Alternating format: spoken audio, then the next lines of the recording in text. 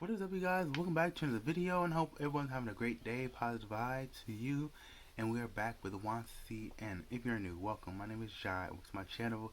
Hit the like button, subscribe to the channel, and share on all platforms. We're back with part 2. This is going to be the last part of Wansee's compilation of April 2020. So sit back, relax, and get snuggled up. Grab your puppy, your turtle, your stuffed animal, your little, I don't know, snack, and get snuggled up, and let's get into it. True important exercise. This happened when I was about 11.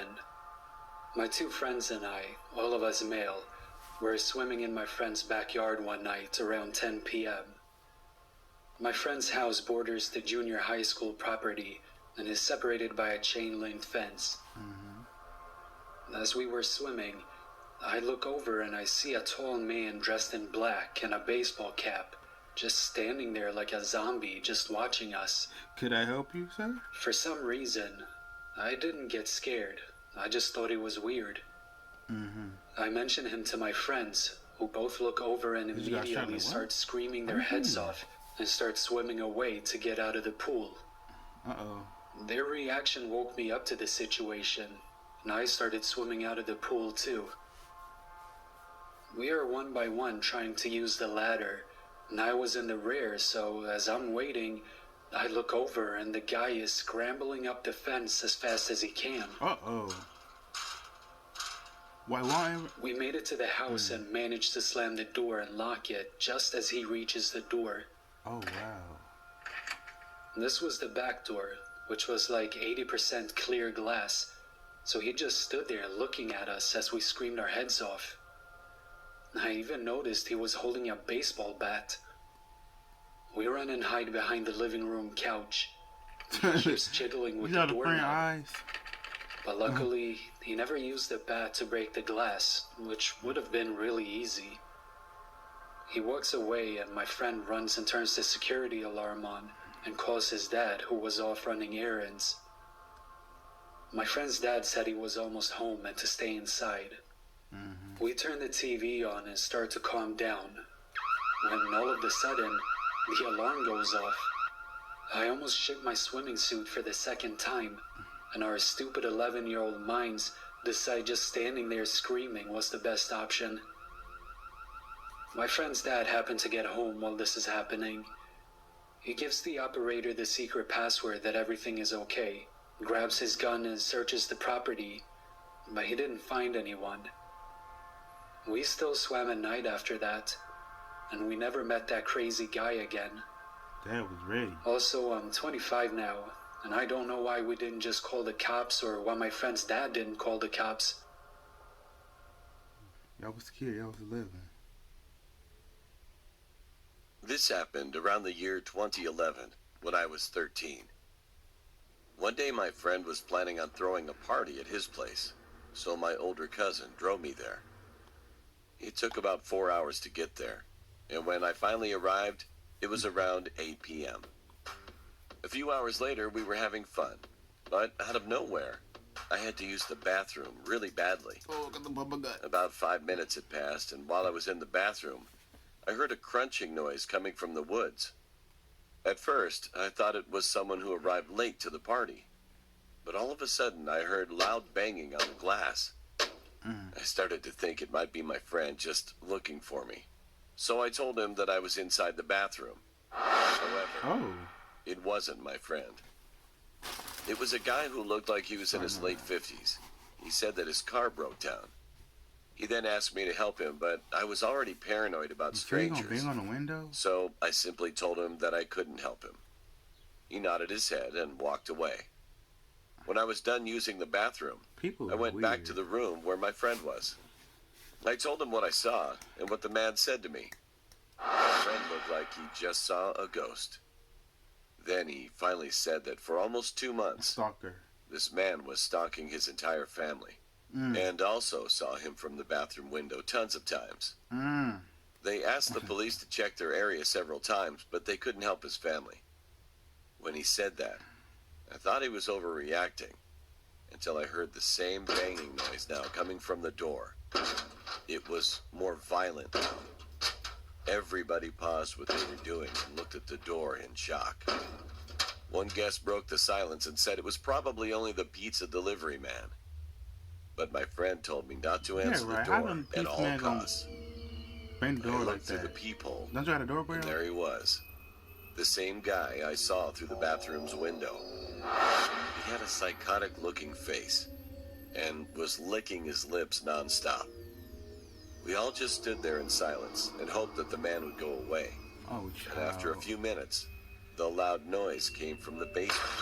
Ooh. The guy threw a brick at the basement's window and crawled through it. Oh, no. Suddenly, it sounded as if a gunshot echoed through the entire house. My friend and most of the partygoers screamed and ran out of the house. I stayed behind along with a few others. One of the older kids was trained in martial arts, so I saw him assault and attack the man until he was shot. Afterward, the man escaped and ran into the woods. The whole scene was chaotic now. An ambulance and police car arrived soon after, and fortunately, the kid that was shot survived. Oh, good. After a few days of intense investigation, the police went to my friend's house and told him that they caught the guy. Good. It turns out that he was living in the woods. He also kidnapped 3 kids, but luckily they were found in time and set free. Oh, Lord. But they also found out that he had already killed a few kids already. What? So after that, he was condemned to death for murder. Well, hold on. You tell me this guy, he a stalker, he's a murderer, and he's a kidnapper. Are you serious? I'm about to say, it's got to be at least 15 kids at this party. Just open the door and attack him. But he had the gun. The guy who was trained in martial arts, he was very brave. Proud of him for that. But wow. But good, he was sentenced to the death penalty. I don't know. Would you send him to death penalty or make him suffer? Either it goes. I don't care. If he suffers, he suffers. I get starved to death. But wow, that's crazy. Heard a strange voice in my room. This happened a while back when I was 11. We used to live in a 2-story house with the second floor being a wooden floor. There's a slight crack on the floor, so if anyone steps on it, it creaks. And one night, I woke up at around 1 a.m. The moment I opened my eyes, I heard heavy footsteps behind me as my body was facing the wall. My bed was next to the wall and my computer was by my head. My door was always open since I never close it when I go to bed. At first, I was confused about why there were heavy footsteps with chains dragging on the floor. The heavy steps sounded as if it stepped on the floor's crack. I heard the floor creak. The footsteps seemed to fade away to the end of the hallway to my uncle's room. It creeped me out and I couldn't move my body. I just stared at the wall in fear, then closed my eyes. Soon after, that noise came back to my room slowly. I heard the creak again, and all of a sudden, the chains whipped the floor door. That sound was so loud, so I opened my eyes for a few seconds in fright, but closed it again. I said to myself that it was all a dream, and it was nothing. It became silent until I heard a loud smash on the keyboard that's right by my head. I screamed, but kept closing my eyes forcefully. Suddenly, one of the deep voices started murmuring loudly just above my head. Its sound was so low beyond recognition, so I couldn't understand what the thing was. Then I started to pray to God. I was not honest and trustworthy back then, but praying was the only way to erase my fear. So I kept praying, and surprisingly, the voice faded away. The next day, I told my family about what happened, and they were surprised. I was given a rosary by a relative as protection, and she told me not to take it off. So ever since then, I've been wearing it. However, just a month after that, around 3 a.m., I was sleeping and suddenly my rosary fell and shattered into pieces on the floor. Aw. I jumped out of my bed immediately when it happened. I was so confused, but I didn't want to check on what could have caused it. So I decided to go back to sleep and just collect the scattered pieces of the rosary when I woke up. Shake. The next morning, I told my family about it again, and they got really scared because it was really unusual. But they couldn't do anything about it, so they just tried to cheer me up. Nothing has really happened since then, At least they're but not I like always wonder what would have not happened if I believing her. opened my eyes to look right above my head to see who or what that deep voice I mean, was. she ever having sleep paralysis. You know what sleep paralysis? Oh wait, but she can move her body. I don't know. This happened a couple of years ago. One night, my mom decided to hang out with her friends at a casino, and my dad was at work. So my 2 older sisters and I were home by ourselves. Hey. My sisters were 14 and 15 at the time, and I was 11. After my mom left, it was pretty exciting to be home by ourselves. But an hour later, it got boring. So we decided to play a game. We ended up playing hide and seek. At that point, I was a Hide bit and seek, scared no Uno? because it was 11 p.m., No almost Hungry midnight. Hippos? No Mancala? But then I kind of brushed it off since I thought my dad would come home soon. I didn't want to admit that I was scared. Also, I don't want to be home alone, so I decided to play. Let's just play hide and seek in the backyard, I suggested, but she refused. There are no hiding spots back there. Let's go to the forest, my sister said. After my sister said that, forest? shivers went down my spine. But anyway, we stepped into the forest that's nearby. Go count, my second older sister said to me. I decided that I had to be brave. My other sister gave me a blindfold. What is this for? I asked. Put it on and try to find us, my sister said. While my sisters used flashlights to find a place to hide, I put the blindfold on and then counted to 30. When it was time, I said, "Ready or not, here I come." After walking around, touching every tree I walked by, 10 minutes had already passed, and I still hadn't found my sisters. Why? Even while I was walking on this trail, I could barely see anything, so I tripped on a twig and fell. My clothes got dirty and my knees started bleeding. But I had no choice. I got up and walked around some more. I'll be like, Evelyn, I I'm going came home. across a tree and knew I finally found something. It felt like a person. "Haha, found you," I said. I then heard my sisters walking by behind me, saying, "Hey, how did you not find us yet?" At that moment, I froze. I took off my blindfold slowly and saw an old man sitting there smiling at me while holding a knife. "Can't I play with y'all?" he asked, with a cracking voice. He wore a dirty shirt, and his hair seemed like he didn't shower for a long Oh time. my. My sisters and I screamed and started running out of the forest as quickly as we could.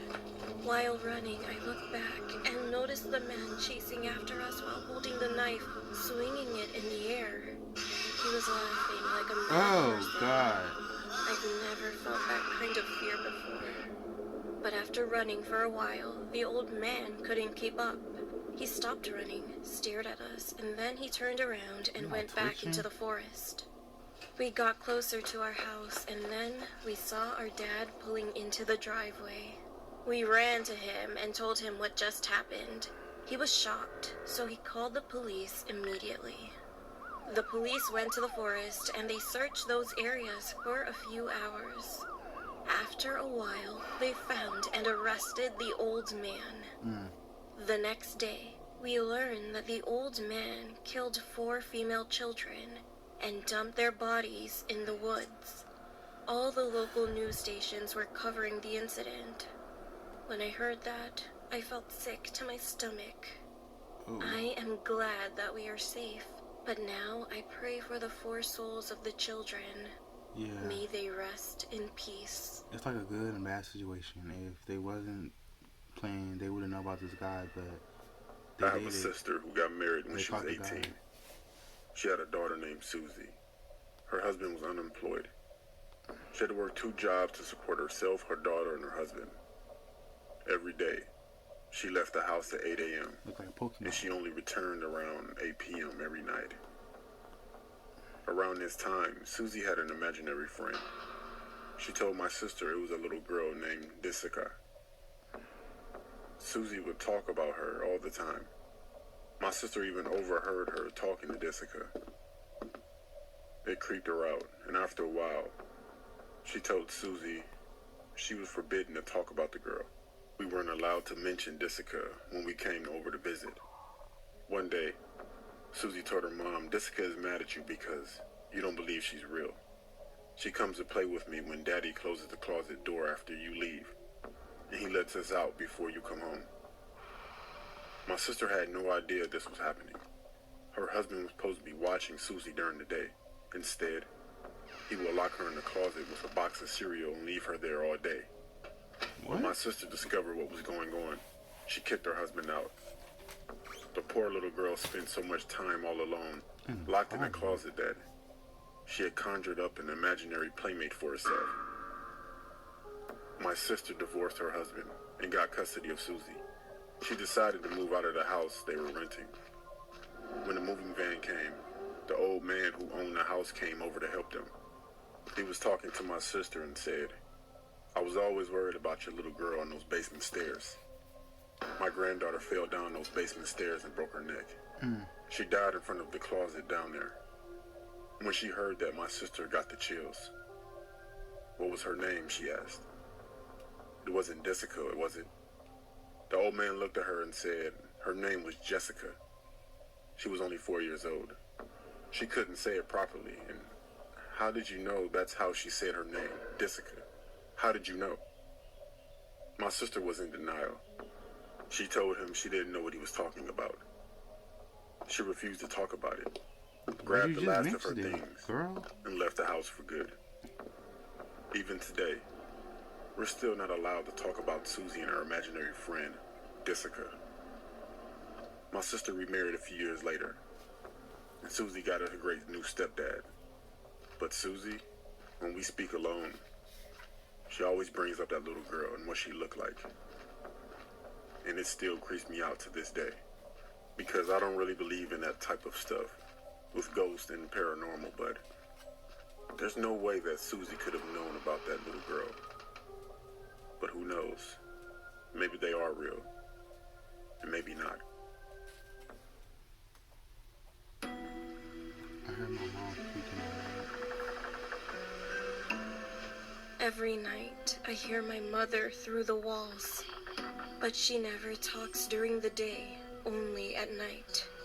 Like clockwork, she begins at midnight and abruptly stops at 6 a.m. I've heard everything, from harsh whispers, playful talking, cackling, and even screaming. Some of the things I hear her say frighten me. It's about dark and dreadful things. Whenever I enter her room to check on her, the silence is there. She just rocks in her chair. This is enough. I can't take it anymore. My mom has been suffering from seizures for the past few years, and they're getting worse. The doctor told me that she needed full-time care, so I volunteered. Even though she has always been estranged and I hadn't seen her in a decade, I knew she needed me. So I kinda thought it might be my last chance to stay with her. But it's gotten too much. She scares me. She doesn't even eat. I've tried and tried, but she doesn't open her mouth. I've tried to get her out of her bedroom, or at least out of her chair, but she gets aggressive. So whenever she needs a bath, I bathe her right where she sits. She just rocks in her chair, mindlessly smiling at her closet. She does this all day. I have no idea what I have to do next. I'm about to go insane. I can handle caring for her during the day, but at night I can't anymore. So I finally went to the doctor for some help. I told him that she's been keeping me up at night with her whispering and talking. And I also told him that it's getting too much and she's starting to scare me. But his facial expression while looking towards me was weird. He stared at me like he didn't understand what I was talking about. And what the doctor said next scared me even more. "Well, I think you had a bad dream. Your mother bit her tongue off a few years ago. She can't talk at all." What? That was it? It happened when I was around 11 years old. One day, I was at my This friend narrative is Kenzie's her house. My other friend Emma joined us too. It was a lazy weekend, so we decided to kill some time by baking cookies and doing other things. We all gathered in Kenzie's room and did our geometry homework, which was the main reason we were all there. But soon after, we got bored doing it since we were young teenage girls. So we jumped on the bed, watched YouTube and Netflix, and told each other scary stories. The one I'll never forget is Kenzie's story. She told me a story that kept me paranoid for the rest of my stay at the house.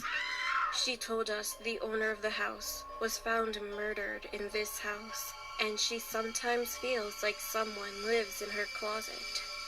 A few hours later, Kenzie's parents said that they were going to a party and wouldn't be back until 6 in the morning.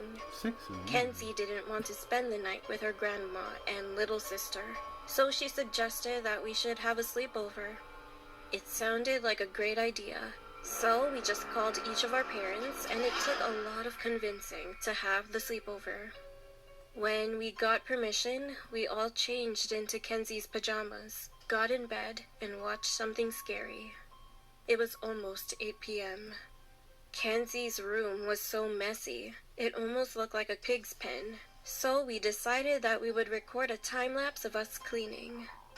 We were in the middle of cleaning the room when the doorbell suddenly rang. It was our pizza delivery. We all forgot to turn the camera off and left to eat. We just sat in the living room, ate, and talked for a while. After we finished eating the pizza, we went back to her room. I realized that we left the camera on. But as I reached to grab my phone, I felt something. I was anxious, even though her room was very silent. So I told my friends to come closer. We all stood there and watched the video. As soon as we left, the window opened slowly. There was a man who came inside, and then he ran into the bathroom. We all froze, knowing that someone was in the bathroom, which was connected to this room, but tried not to make any noise. Then Kenzie told us that we should all leave this room, so we did just that. We went to her grandma's room with her little sister. 911. We immediately locked the door, called the police, and Kenzie's parents. Thankfully, the police arrived in less than 5 minutes. When they arrived at the house, they went to Kenzie's room and found the man. Near the sink was a gun and a pocket knife, and they arrested him. It turns out that he was put in jail last week for raping young girls and then murdering them. But he escaped prison and tried to find another victim. You say prison. I couldn't help but imagine what would have What's up with happened these if I pedophiles? didn't look at the footage on my How camera. many young children? To this day, I hate going to sleepovers. Now I'm 16, and I heard that the man escaped again after killing the security guards. You say I again? hope he's not looking for me or my friends.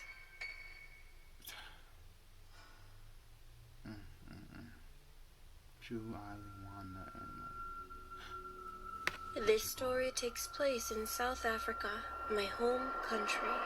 It happened last year during July, right after I turned 18. I had a 3-week holiday before I had to go back to school, and my sister decided to take me and a few friends to KwaZulu-Natal for a trip to a mountain range. It was me, my sister called Kate, and my 3 friends, Ashley, May, and Hannah. The last place we visited before we went to the cold mountain range was called Isandlwana, where the Shaka Zulu army fought Britain with many fatalities. We got to the place at around midnight, since there was no security. So we decided to explore the grounds and look at the thousands of graves placed around the land. It wasn't until after I asked to give it a rest and find a place to stay for the night that my sister pulled a box out of her bag. A Ouija board. It was the infamous Ouija board. We used to believe in the paranormal side of the world, so all 5 of us decided to play. I mean, it was such a perfect place to do it. So we sat down by one of the bigger graves and started playing. But the board wasn't really doing anything until my sister lost her temper and took her fingers off. The key started moving around in short circles before going over the letters and spelling out RUNTHEYAREHERE.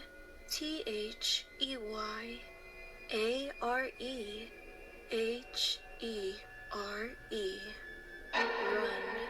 They are here. At first, we were all kind of laughing. We weren't really scared because we'd had a crap ton of alcohol before playing the game and thought it was one of the girls doing it. However, all of a sudden, Ashley stood up, cried out in pain, and she claimed something was stabbing her. "Help! Help me!" she screamed. So we immediately stopped playing and went to help her.